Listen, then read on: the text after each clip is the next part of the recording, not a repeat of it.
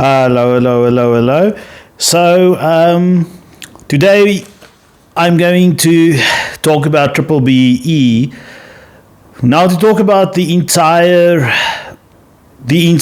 like field of triple BE will take.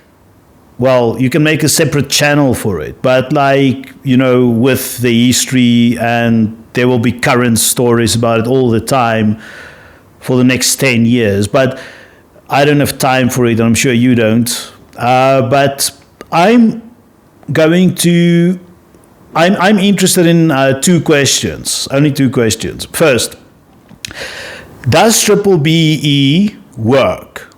Second question, does triple BE bring investment into South Africa? Only those two questions. Does it work? And does it bring investment? Does it grow the pie? Okay. Does it bring down the Gini coefficient or the Gini coefficient? Basically indicates what's the inequality in a country. For South Africa, it's 0.63, 0.64. We're the most unequal country in the world. So these are the questions I'm interested in. Full disclosure, I'm a white person, for those of you who can't see. But in any case, so I will have let's say a white bias towards it. Let's say I may be anti triple BE. But look, everyone is allowed to comment on it. I'm going to try to be very neutral. That's why I'm only asking these two questions. If you're black, you'll have a certain opinion on it. If you're white or Indian or colored, you'll have a certain opinion on it. Various opinions. You will get black people who are anti triple BE. That's shown by statistics, by the way. And you'll get white people who are pro triple BE. So, and for obvious reasons, if you are black, you believe in the injustices of the past, apartheid specifically, and you want to have redress. If you are white, maybe emotionally there's a feeling that, okay, you're being punished for the sins of your ancestors, and this is unfair. So this is maybe what you're feeling. However, I'm going to try to minimize the amount of emotions around it because, you can't. I'm interested in the system, how things work or how they don't work, what's led to it, how can it be improved. I'm looking for solutions, and I am fighting fake news and stuff like that. So to simplify it, I'm just asking these two questions, and this wasn't easy to make because there's limited amount of information on the internet with regards to triple BE. Simply because I believe saying if you're against triple BE and you try to prove it wrong, then if you look at academic papers, which I try to look for, there's limited academic papers around it. I found one, the top one on Google Scholar, and it only had 161 citations. So it's not. When I looked for triple BE on Google Scholar, some of the results, actually thought I was asking about bees, bzzz, like the insect. And you won't believe it, but there's actually way more papers on the insect bee than there are on the legal economic system. This is a side rant, but the insect bee would be much more important to the global economy because they pollinate food, like flowers, like sunflowers, stuff that we eat. So bees are very important. It's not just about the honey or whatever. It's like they perform a function. But it's not about this video is not about the insects. It's about the political, the law of BBBEE, which impacts the economy. And whether it's good or bad, I don't know. Let's dive into the script.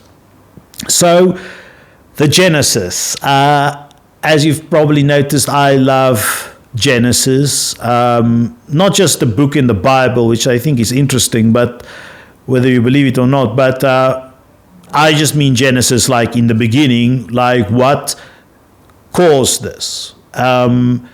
And like the book Genesis in the Bible, I'm not Christian, by the way, but and I don't have a problem with Christians, but the book of Genesis, which I have read, is quite long. And like many things in life, there's a beginning story. And in this case as well, it's very long. What I'm going to give you is a very compressed version. I try to, look, normal content creators would give you a very short video because, it's a digital age. Attention can only last that long. And look, I am not Robin Williams. God bless his soul. I can't entertain you all the time to make it really funny or whatever.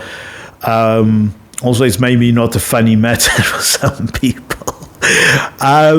But it has to be all the facts needs to be laid out, okay, for you to make up your own mind and for me to fully answer these two questions. Now, I'm not going to give you the answers of these two questions, does it bring investment and does it work? I'm not going to give it to you now because I want you to watch my entire series. Spoiler alert, even if you go to the last episode of the series, I'm going to answer these two questions in maybe 30 minutes. But all of this, you can also only understand the question if you watch the entire series. So, I'm afraid if you have a very busy life or you're not interested in BBBEE, then this is not the video for you. But if you are interested in BBBEE, and if you are interested whether it's fair or not, and that's not even what I'm asking. I'm not asking about whether it's fair or not, or whether it's stupid or intelligent or, ethical or unethical or whatever. I'm not asking these questions. I just want to know, does it grow? Does it bring investment, foreign investment in FDI, foreign direct investment into South Africa? And does it work? This is all I'm interested in. And I think a lot of people are interested in only these two questions. Most certainly, a lot of research papers won't just look at these two questions, but to simplify it. Because BBBEE, if you talk about these things, you'll find tens of thousands of hours on YouTube about it.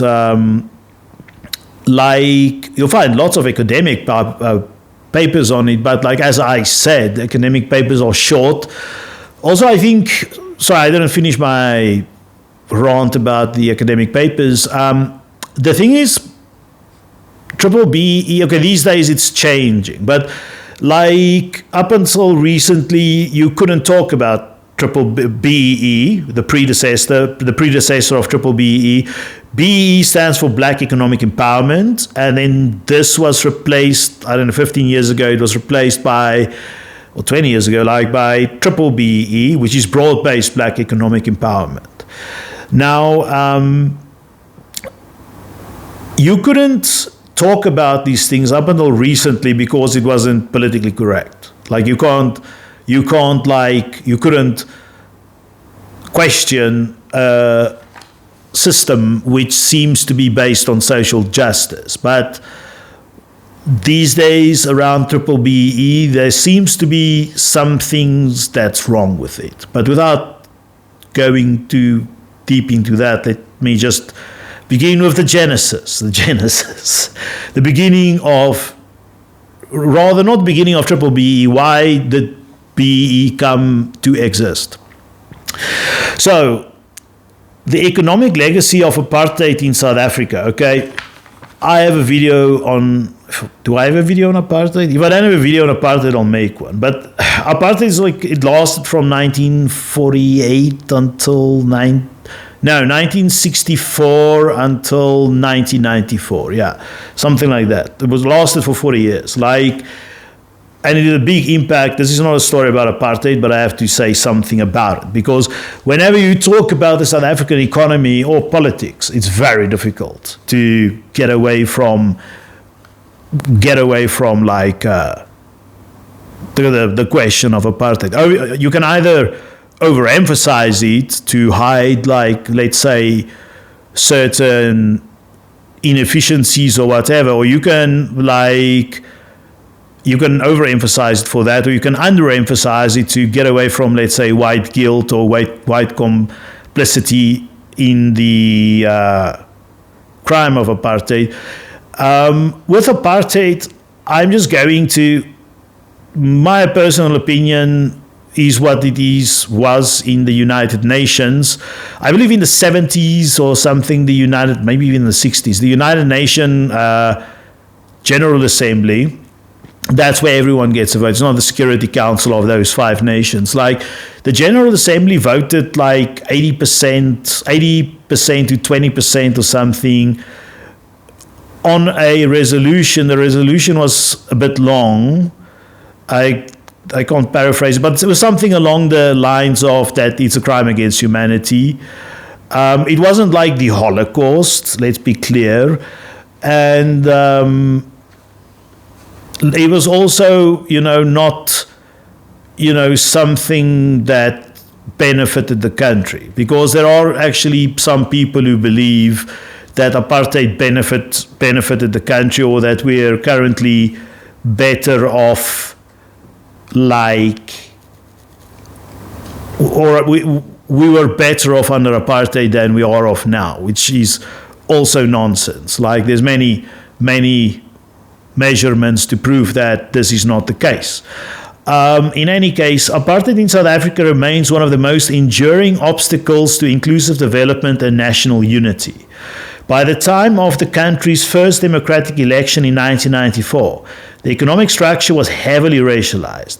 The white minority controlled a disproportionate share of the wealth, land, and industrial capital, while the black majority, comprising African, colored, and Indian South Africans, was relegated to the margins of economic life through deliberate legal exclusion.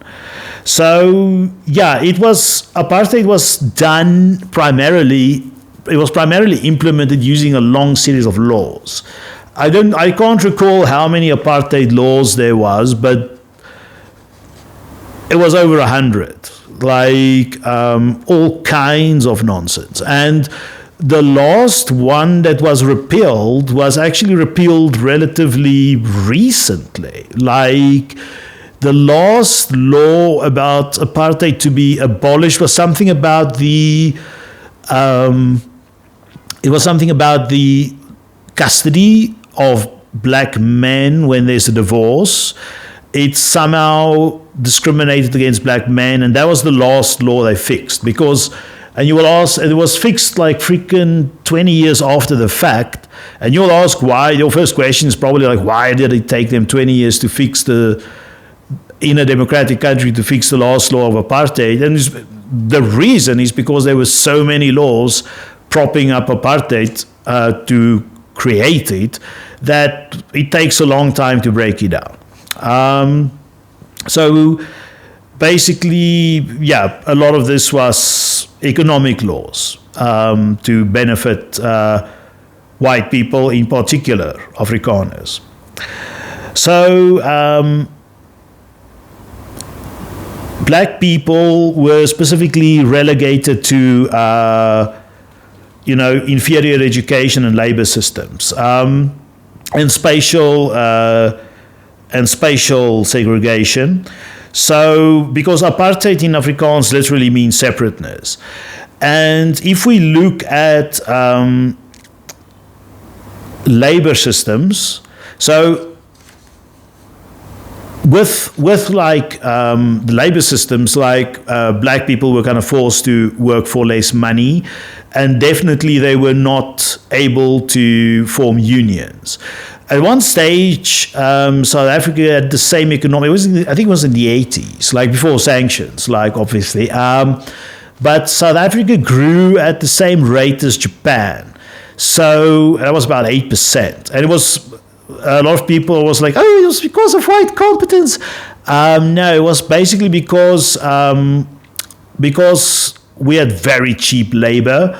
There was a commodities boom, but it was primarily because we had very cheap black labor. Any country that has cheap labor has a very high economic rate of growth.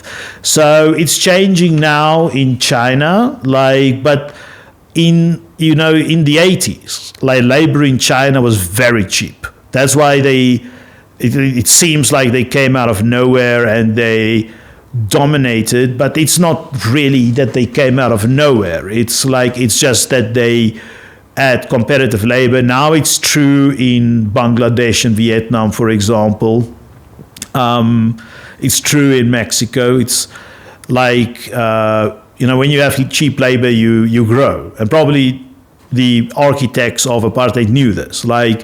If you can somehow get the black people to work for less, we will grow economically. And obviously we take the profit, we the white people. The dismantling of apartheid brought not only political liberation, but also the immense challenge of crafting an economical model that could undo centuries of disposition.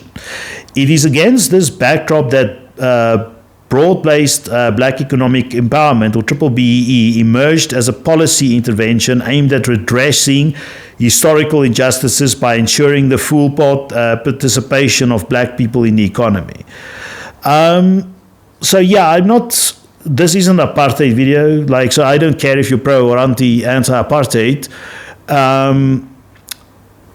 This is just to explain why the ANC had the rationale of bringing in BBBEE.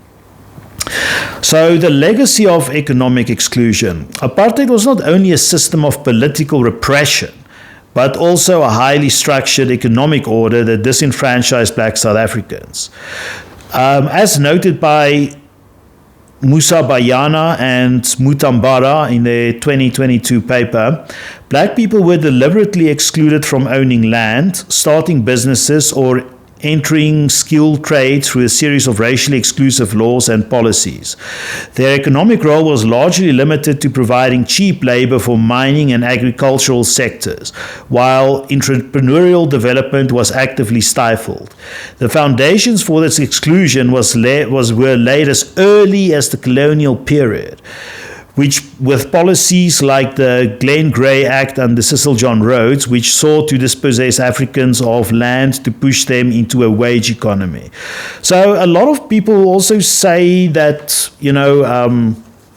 apartheid is an Afrikaner thing, or if it started in 1948 or whatever, but it goes back obviously further than this. It's not like the Dutch or the British viewed black people as their equal.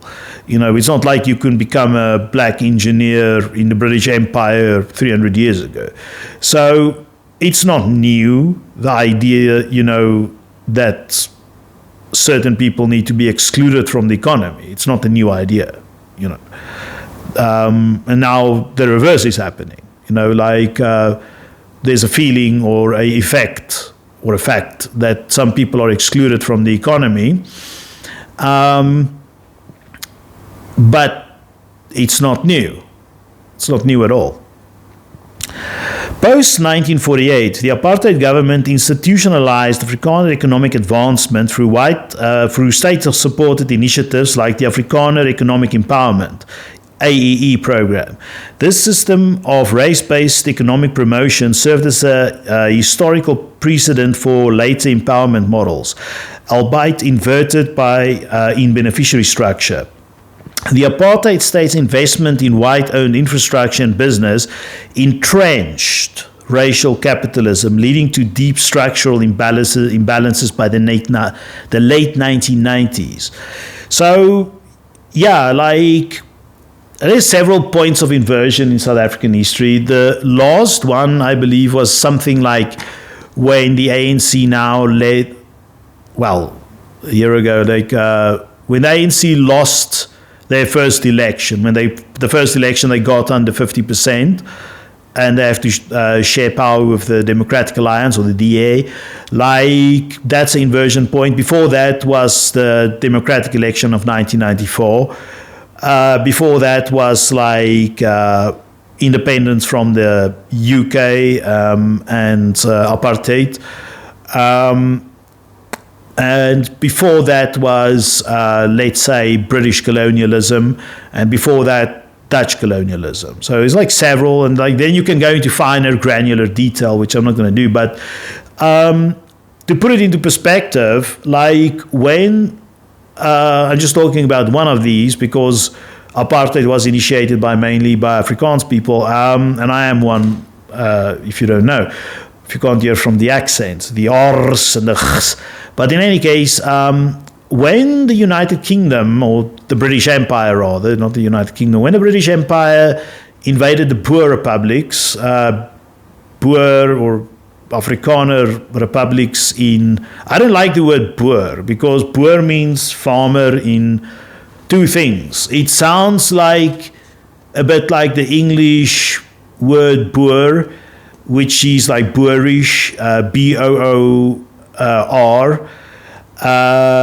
which is kind of an uncivilized person, and boer, which is Afrikaans for farmer. I'm not a farmer. Like, I have farmers in my family, but I can't farm. Like, freaking, I will make a mess of it. So I'm not a boer, but in any case, they refer to themselves back then as boers, or boere, rather in the correct Afrikaans pronunciation. And they were invaded by the United Kingdom, ostensibly for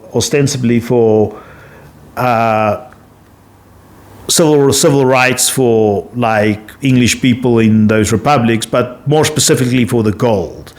Like those, they discovered gold in one of the republics, and they were scared that it will benefit the Germans, which was then their competitor state, and the German Empire rather. And then after the Boers or the Afrikaners lost those wars, and after they lost the wars, they lost everything materially too. A lot of them lost their farms. They were forced into basically inferior jobs, like, for example, mining, whereas the British people were engineers and accountants and lawyers and what have you. And remember, the Afrikaners outnumbered the British or the English-speaking South Africans by 2-1. And it's still like that today. At one stage, South Africa got home rule, and then essentially there was an opportunity for Afrikaners to get economic justice. And they specifically went ahead to make laws that leveled the playing field, and then later gave them an advantage. To put it into perspective, this went on until a very late stage. Like, my dad was a banker or a bank manager, and he had some in the bank itself. He worked for Barclays Bank. He received some discrimination from from English South Africans, and before that, when he was in the Air Force, he also got some discrimination from the people in the English South Africans in the Air Force. So he joined the organization called the Afrikaner Broederbond, And that was kind of a secret organization, like the Masons or something. But the idea was very simple. It's like, you buy Afrikaner things. You buy Afrikaner, you sell, you give discounts to Afrikaans businesses, you buy from Afrikaans businesses, you employ Afrikaans people, stuff like that. So it was kind of like getting together economically. That was the main idea. There was like later some cultural things as well, and some white superiority elements to it. But the genesis of Afrikaner affirmative action during this period was to like basically get even with the British, and also secondly to protect themselves from the black majority, because at that stage, at the very beginning in 1948, in the 40s and 50s, or rather the 30s and 40s, the Afrikaans people were mine workers.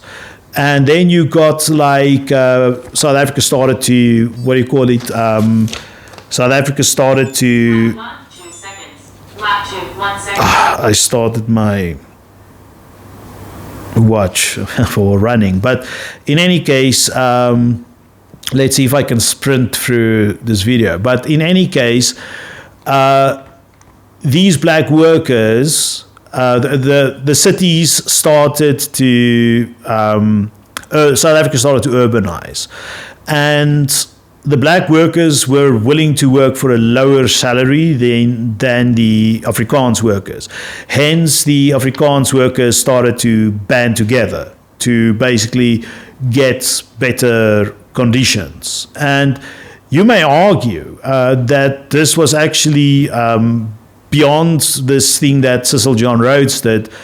It was a precursor to BBBEE, because if you say the economic aspects of apartheid benefit, and I'm not talking about politics, not just economics, the economics aspects of apartheid benefited Afrikaners. It was a system to do it, to build it up. Then you may as well argue that, okay, BBBEE is the counter to that, to level the playing field. Now, whether you believe that or not, this is just some history about, the legacy. It's not just, it didn't fall out of thin air. Think about it. Like, nothing falls out of thin air. Like, there's always something that, there's always a precursor. There's also always something that's like, an ancestor, something that predates a situation.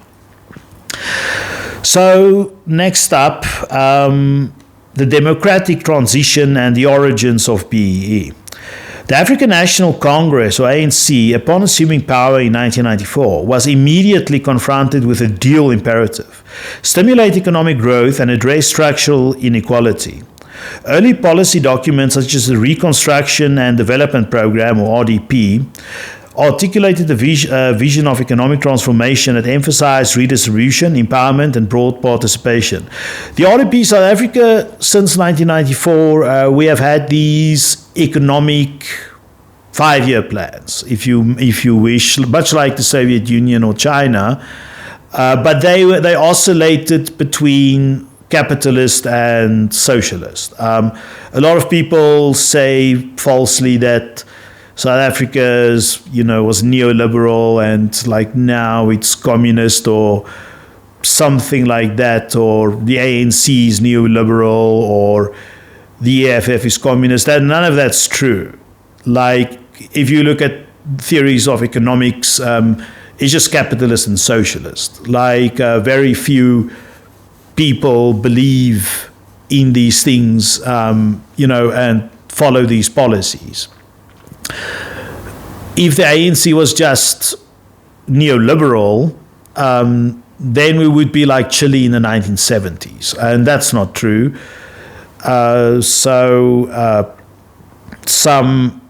Someone from the MK party is probably frothing at their mouth now if I say that the ANC is not neoliberal.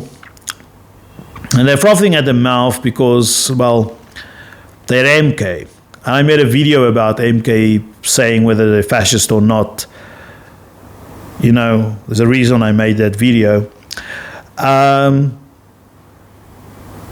Someone else, if I say the ANC is Marxist, they'll be frothing at the mouth because they'll be like, how dare you say like, or if I say the ANC is not Marxist, like there will be some far right organized person who will be like, how dare you say, or right wing actually, person who will say, I have no problem with like left and right leaning people. The overwhelming majority of South Africans lie in the middle of the bell graph.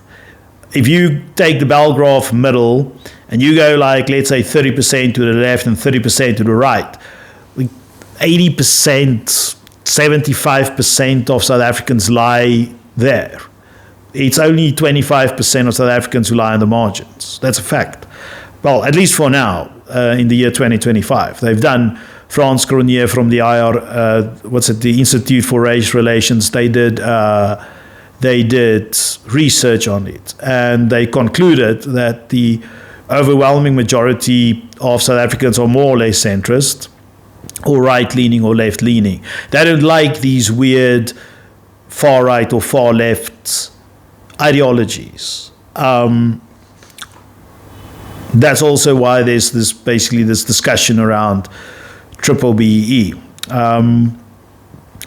Some people say it goes way too far. Some people say it doesn't go far enough. So before we say how it should be adjusted, let's try to get back into the genesis. So, yeah, you have these economic programs that's like, there was like RDP, there was GEAR, ASGISA, and there was like five. What's the fourth and fifth one? I can't recall. But in any case, like, the first one to bring in the precursor of BBBEE, which is just BEE, Black-based economic empowerment, or Black economic empowerment, BE, that was GEAR. That was like the first program that brought it in. And that wasn't, as controversial, because it was more or less just a form of affirmative action, whereas BBBEE is more a ownership thing. So by the late 1990s, the macroeconomic framework had shifted towards growth, employment, and redistribution, or GEAR strategy, which embraced market liberalization and fiscal discipline. This created tension between pro-growth policies and redistribution goals. So this is why, this is why I say, like, there aren't these extremes inside, the government has never been extreme, it's just not how it works, factually. So BEE was introduced as a mechanism to accelerate Black participation in the economy through equity acquisition, management control, skills development, and preferential procurement. Initial implementations were largely voluntary and focused on high-profile equity deals between established corporations and politically connected Black elites. As such, BEE in its early phase faced criticisms from fostering enrichment of a few rather than broad-based transformation.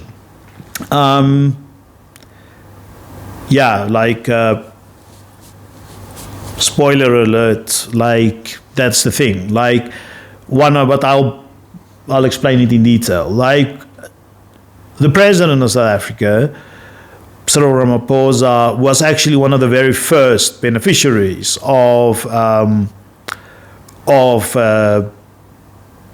BEE or BBBEE, because he was just at the right person at the right place at the right time. So the history, a lot of these Black businessmen were the big ones, were just there at the right time, and that's where it came from. But there was none of these, trickle-down economics of where their acquisition or their like bonanza or fair acquisition, however you wish to describe it, like trickle down to, let's say, the poorest of the poor, like more, it didn't create a pyramid of wealth. It just was one guy getting a nice company. Evolution into broad-based black economic empowerment. So now I'm shifting directly from BEE to BBBEE. In response to the shortcomings of early BEE, or the perceived shortcomings of BEE, the government introduced BBBEE, or the Broad-Based Black Economic Empowerment Act of this Act 53 of 2003. Which sought, I was 23 back then, which sought to create a more inclusive and measurable framework.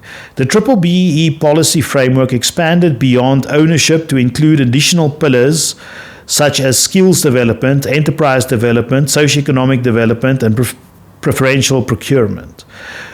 Compliance was to be addressed through balanced scorecard system, encouraging a holistic transformation agenda. According to Creer, the paper of Creer in 2011, the shift reflected a broader ambition to restructure the South African economy to enable meaningful participation of black people, women, and rural and underdeveloped communities. The Act defined black people as a generic term encompassing African, colored, and Indian citizens who were disadvantaged by apartheid. Institutions and businesses were required to undergo evaluation based on codes of good practice, which prescribe targets across various dimensions of empowerment.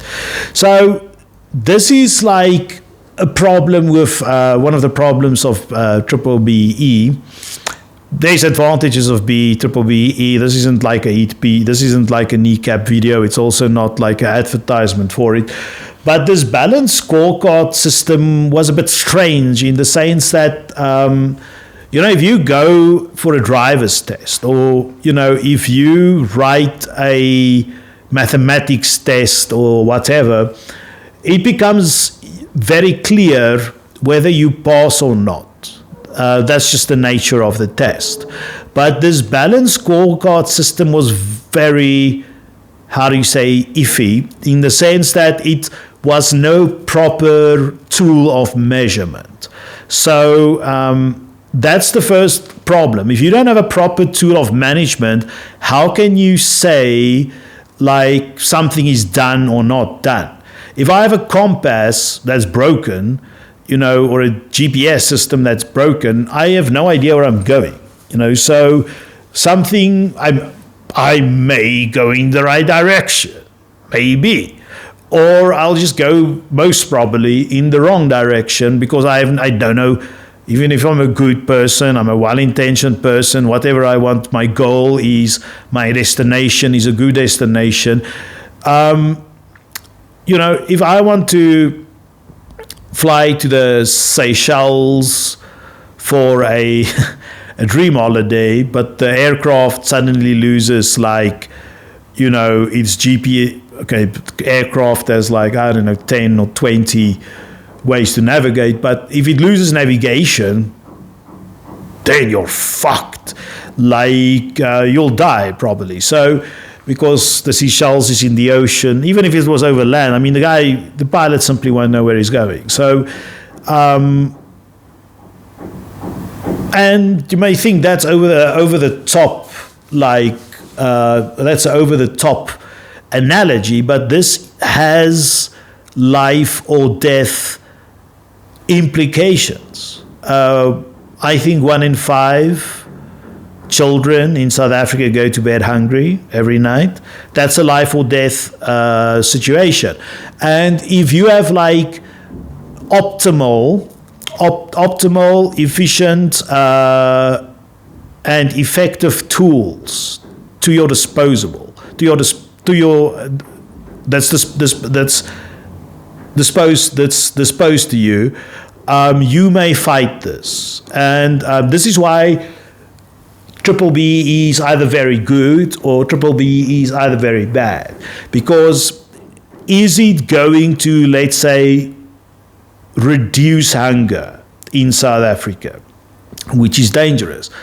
Crime is very dangerous. You can lose your life in South Africa. Whether you're a resident, whether you're a 25-year-old black man in a slum or a township, as we call it in South Africa, on the fringes or the margins of the city, or whether you're a 75-year-old farmer woman, an Afrikaner farmer woman in the countryside, you can get murdered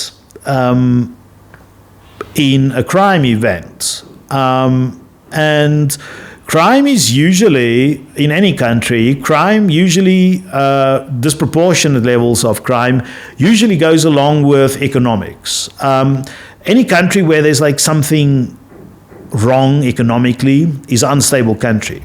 That's why North Korea is so violent.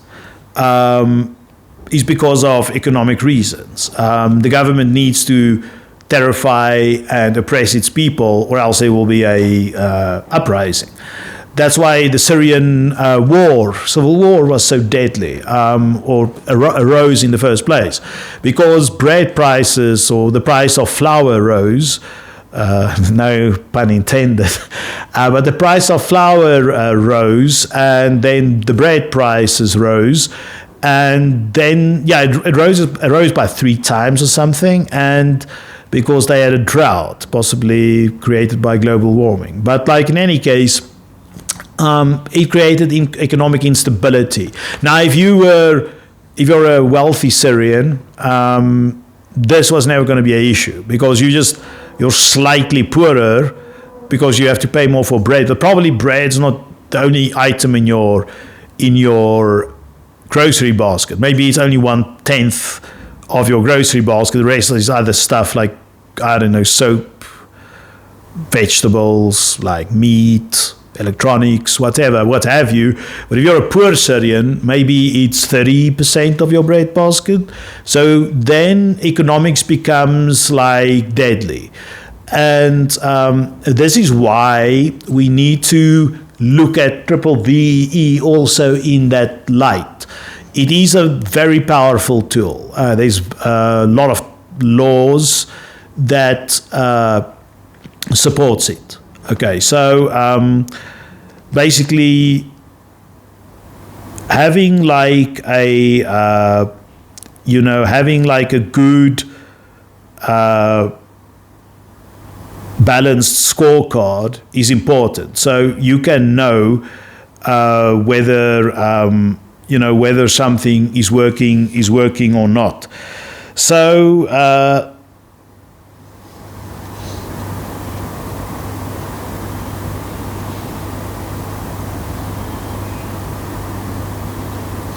basically, South Africa's empowerment policies did not evolve in a vacuum.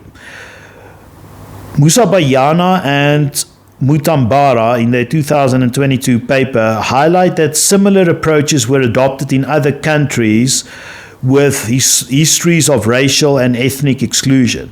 The United States implemented affirmative action policies to increase minority representation in education and employment, while India's reservation system promoted representation of scheduled castes and tribes in public institutions. I love the English of the Indians, scheduled castes, in the sense it's just, if you're Indian, nothing against that. It's just scheduled. The way you use English is very interesting. But in any case, like India, okay, let's just start with the United States, and we can also mention, I believe, Brazil also has a form of BBBEE, or affirmative action, rather, and in the United States you have DEI.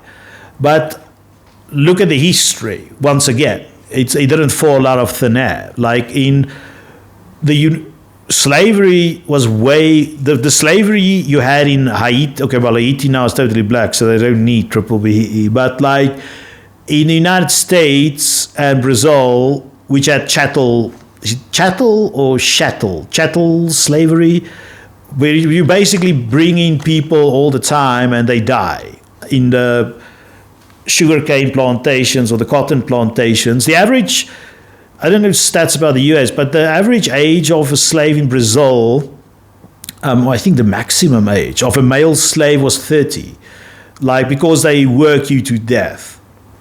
You get like Christmas off, and that's it. Like, the rest of the time, they work you to death. And in Brazil, slavery was outlawed only in 1880 or 1890. In the US, only in 1864, which sounds like a long time ago, but if I talk about generations, like, that is, let's say, assume you get a child every 25 years, so you would have 5 ancestors from 1900, then 1 more or 2 more up to the Civil War, so that's 6, 7, 8 generations. It's not a lot, only 8 generations. And then obviously you have cyclical poverty. Well,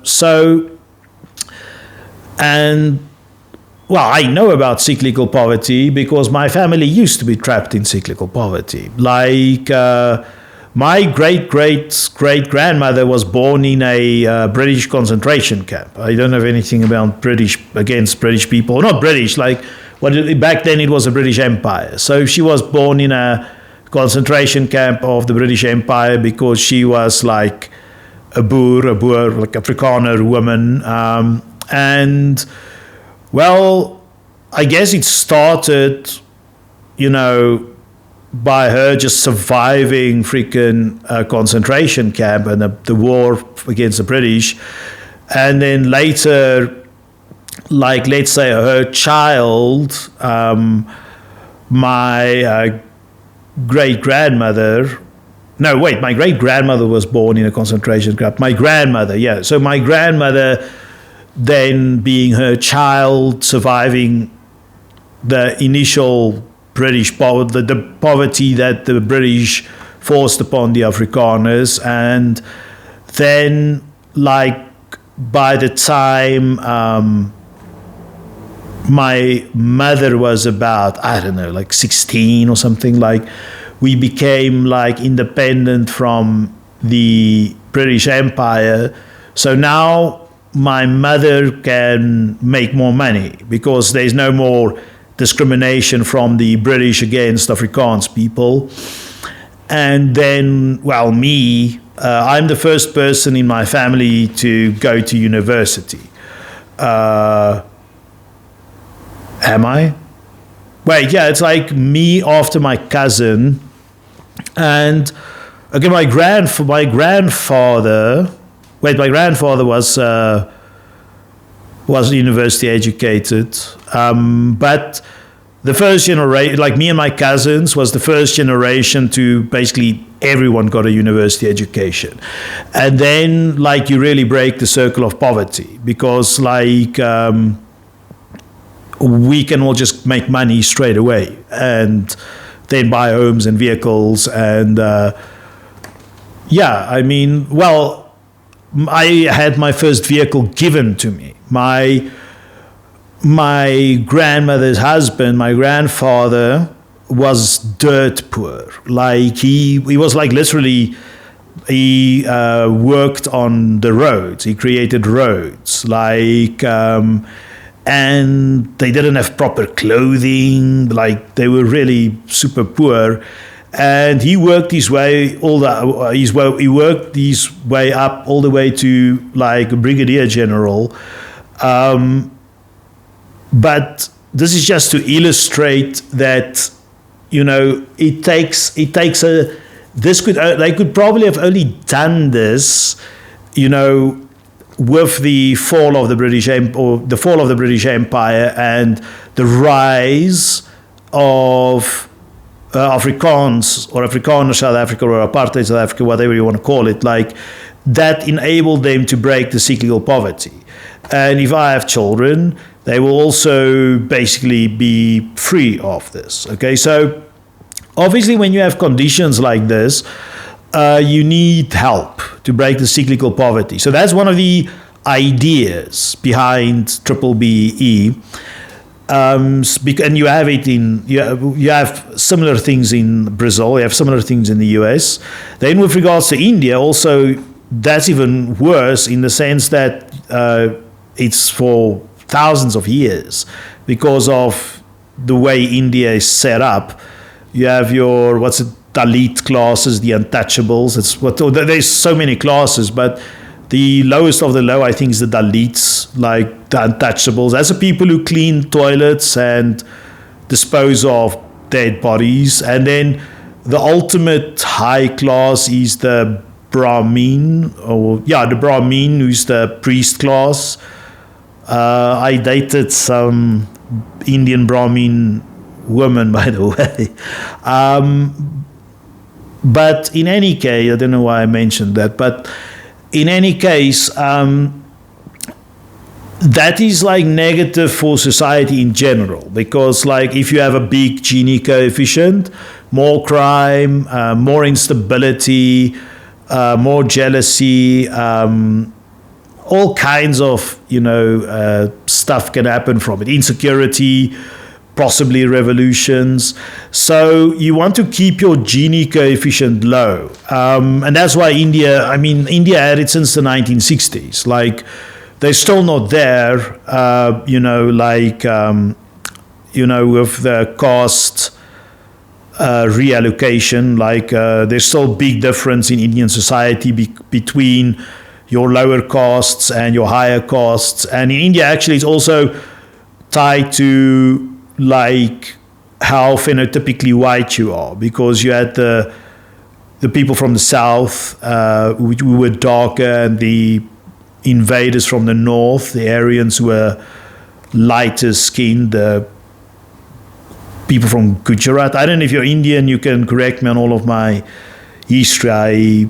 The only thing I know about India is I watched Michael Palin's documentary, India. That was super interesting. I want to go to India. It looks like a really cool place, but apart from the caste system, obviously. But they're still struggling with it. But in the 60s, they already started fighting it. And this is another thing where, where it comes from is essentially from India. The idea of BBBEE. So it's not like whoever came up with BBBEE idea, whether it was Nelson Mandela or Thabo Mbeki, most probably it was some of their economic advisors. It wasn't their idea.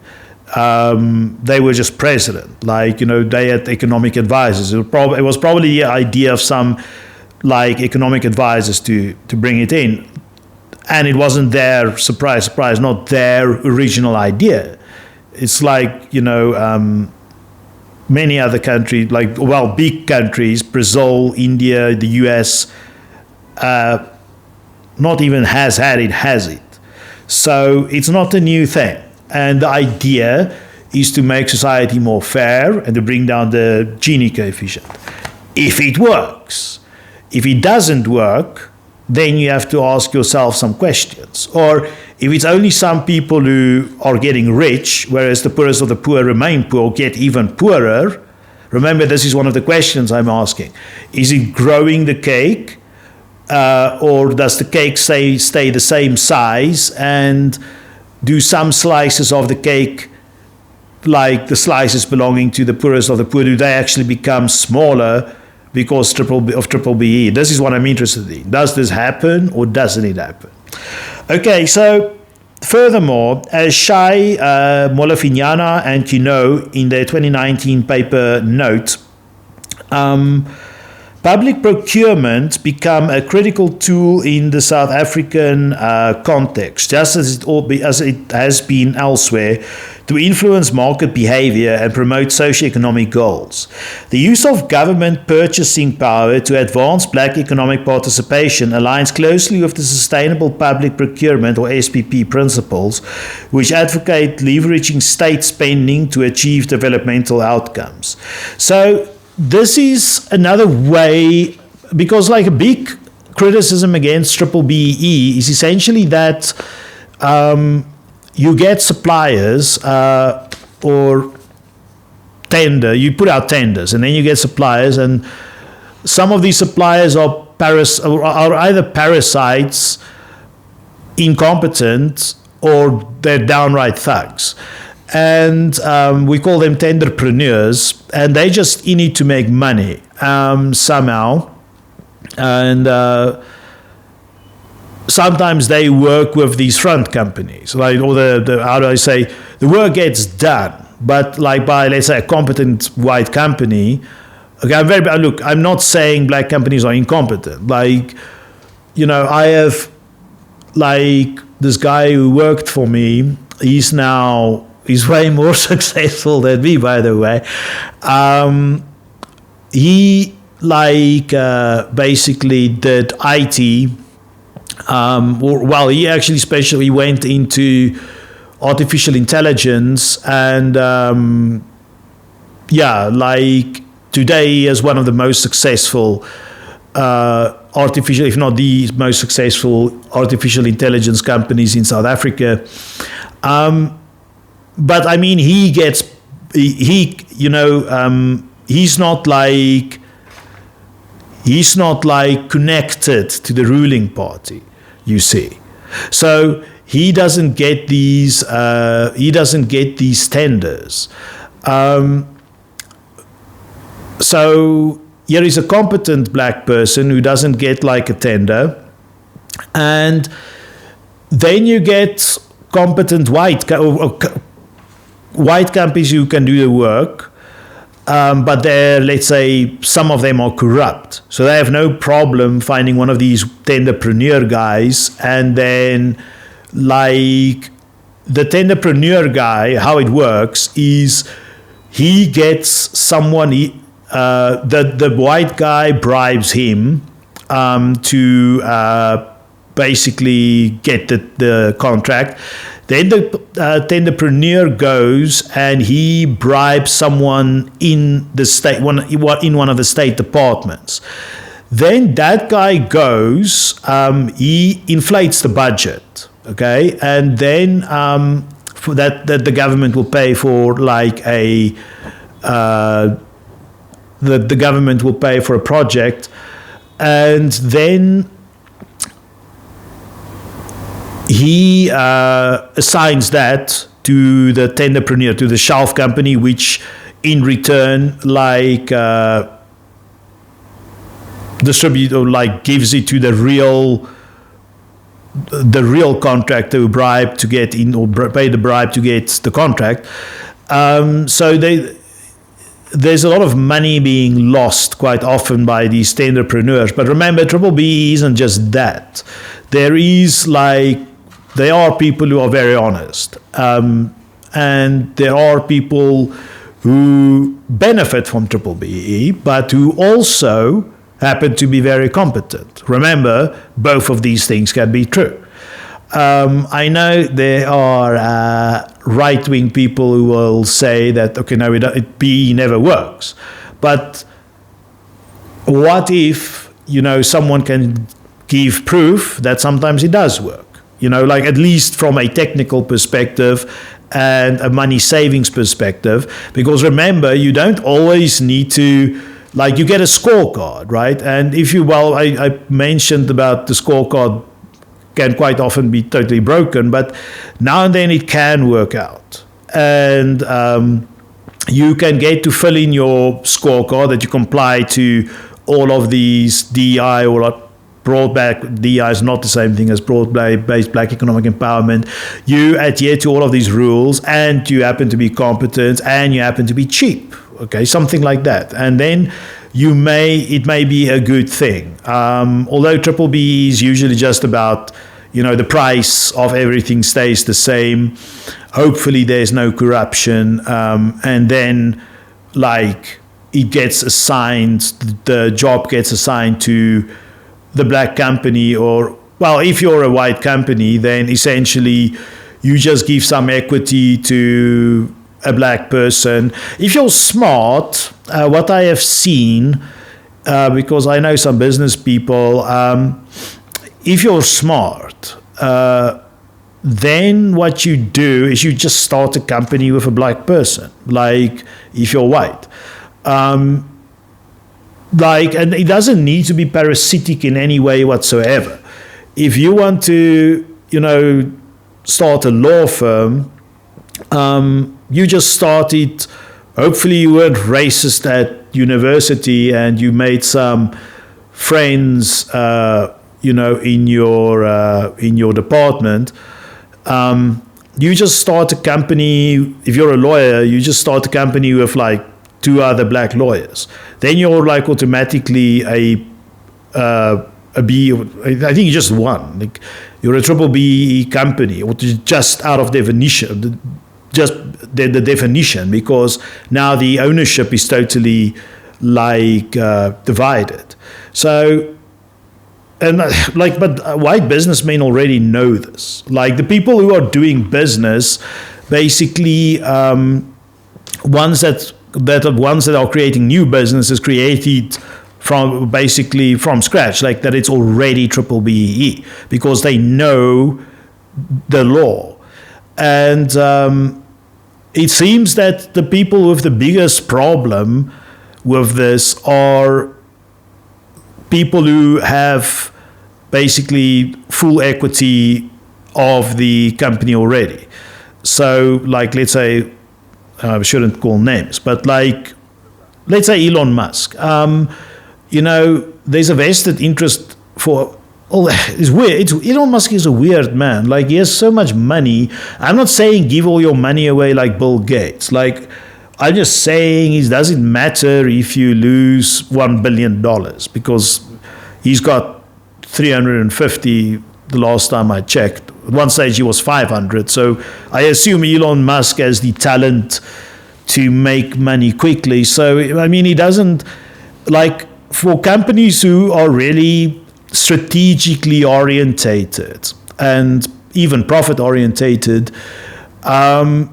you may have situations in South Africa where you can work with triple BEE and still make a profit. The question is just, what profit do you want?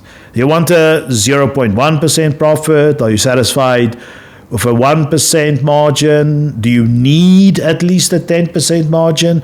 It's up to you. I don't know what your requirements are. But if you look at China has an inherent nativist approach. You come into China and you have to give some, I think at least half of the equity to them, and maybe more, maybe 51%. So it's not, it's not even, it's not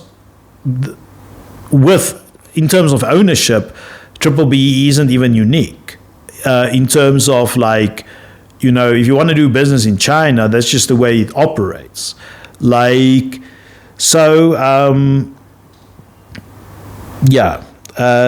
basically how it works, on a global scale too. And it just basically, it needs to be sustainable. And that's it can only be sustainable if it works. And this is one of the questions I'm asking. Does it work? Because just because it's working as a principle in China, it doesn't mean it will work in South Africa. And even if it can work in South Africa, the question is it working right now? That's what I want to know. And then basically the result of my question, or rather the implication of my question, is that, if it doesn't work, who's to blame? And then obviously the people who made the rules or the laws. And that'll be primarily the ANC, because they came up with this. So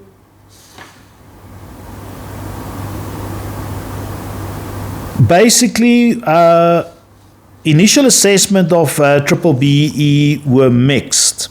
On the one hand, the policy led to the creation of a visible black middle class and fostered high-profile black ownership in various sectors. On the other hand, its emphasis on equity transactions led to criticism of crony capitalism and elite capture.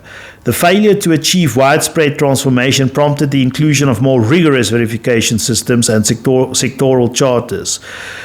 The formation of a BBBEE commission and the alignment of sector-specific charters with the generic codes reflect a growing emphasis on enforceability. Still, challenges persisted, including fronting the misinterpretation of compliance, limited access to capital amongst black entrepreneurs, and even implementation across public and private sectors. So,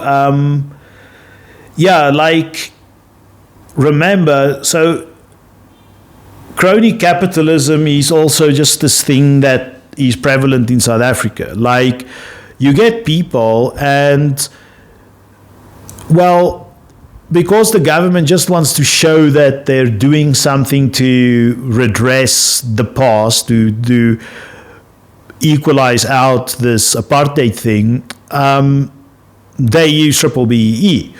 But then you get like people like Cyril Ramaphosa, the president, or the current president. He'll probably not be the president again in 1 or 2 years. But essentially, because his term limit ends, he's super rich, great.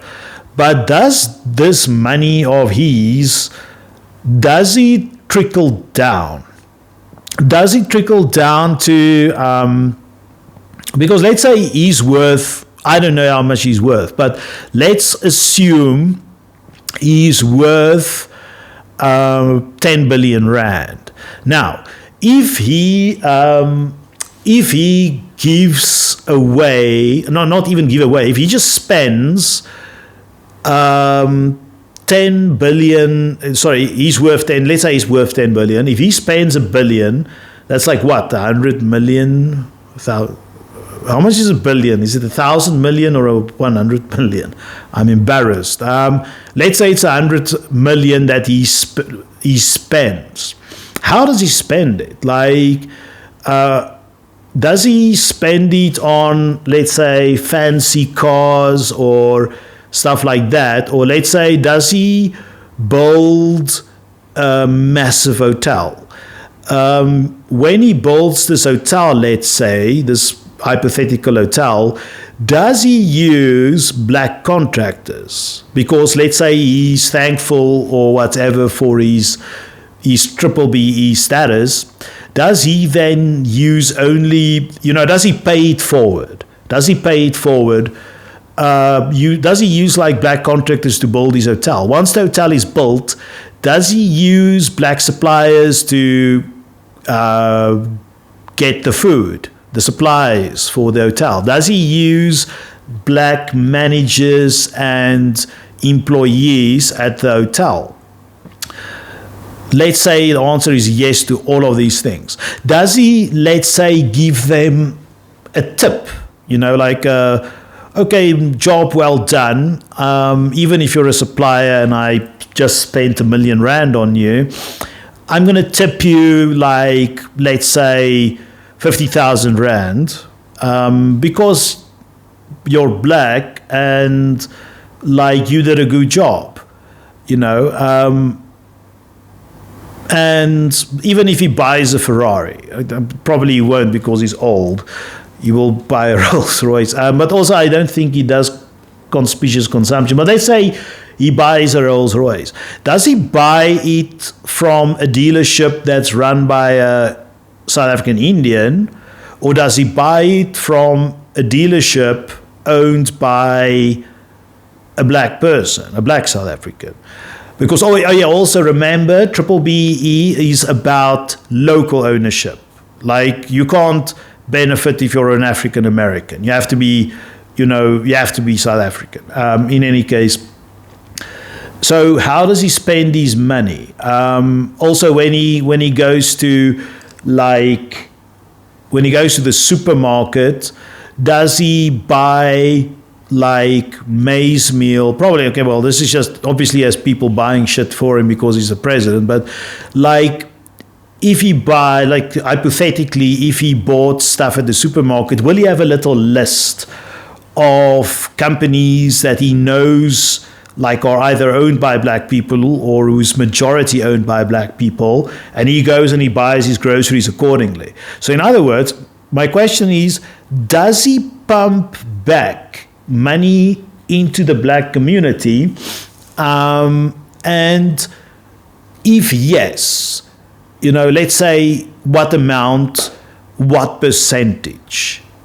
Or does in other words, does the money go back into the economy mostly, and then specifically, if it goes into the economy, does it go to black people? Because if the answer is yes, then you will have trickle-down economics.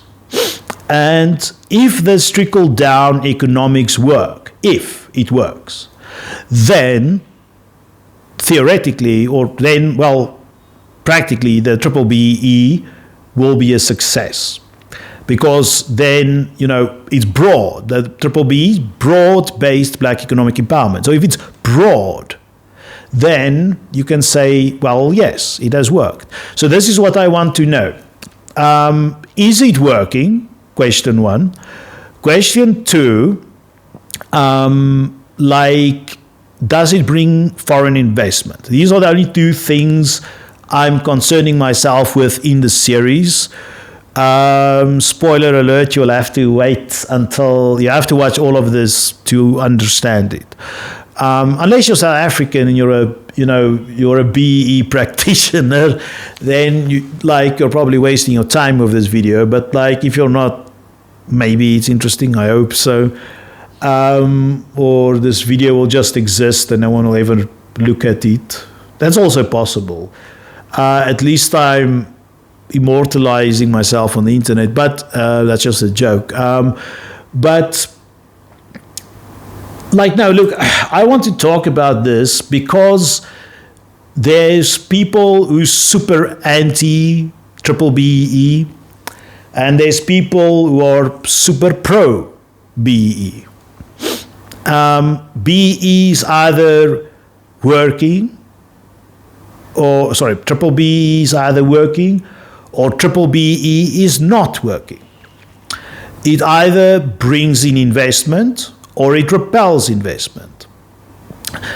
Which one is right? All of these people, you're allowed to have your own opinion by all means, but it doesn't mean you're right. Even if you're right, it doesn't always mean you're 100% right. You may be 60% right, or even 51% right. But with all of these opinions floating in the air, I'm really interested in, what is the status of BBBEE? Because it's kind of this economical play ball, and some people see themselves as perpetual victims. Some South Africans see themselves as perpetual victims. Other South Africans, they won't admit it. But other South Africans feel superior, and they want to regain the privilege and superiority that they once enjoyed. So this is the feeling I have. This is both of these opinions, for me, the fact that they're so far apart, I find to be interesting. And essentially,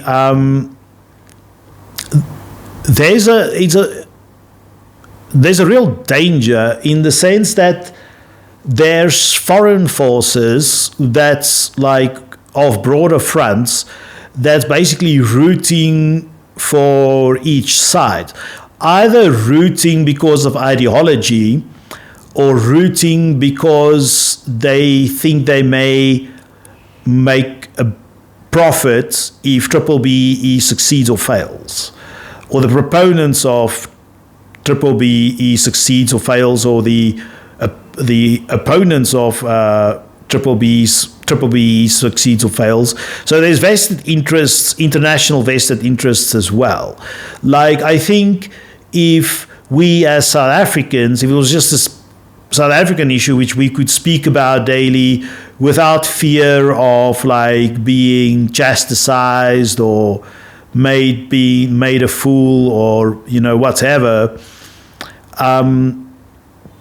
because remember, just because you're white doesn't mean you can't criticize triple BEE, and just because you're a beneficiary of triple BEE, doesn't mean like you're incompetent or corrupt or you don't deserve what you have.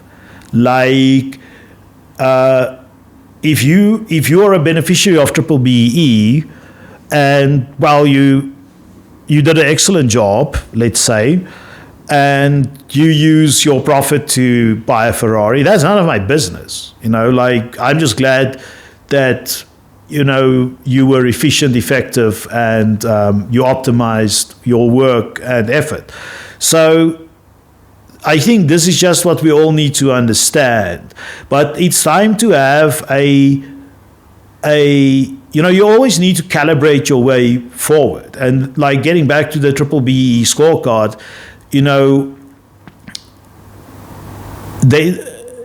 every now and then you should calibrate. And depending on the outcome of this, not my debate specifically or my ideas specifically, but the ideas about triple BEE in the broader society, and hopefully it will just remain a South African issue, because it is just a South African issue. It's not American. Then you can, let's say, amend the scorecard.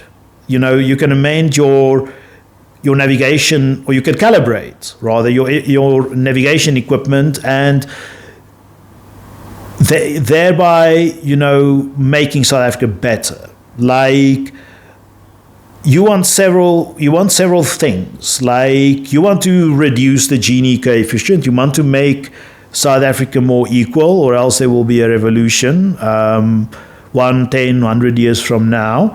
But you also need to make South Africa good for everybody. You need to be like optimized, efficient, and these things. You need to be good at your job, competent. And if you're not, if you just wasted money, you will turn into a failed state, like Venezuela. So this is things that we all need to consider. But this was just the genesis. I hope you enjoyed my genesis into triple BEE.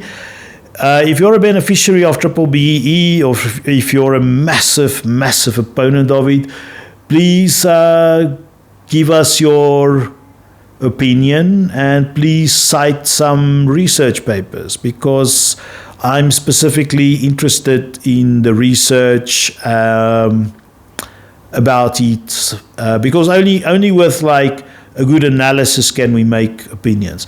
Thank you so much, and have a nice day. Bye-bye.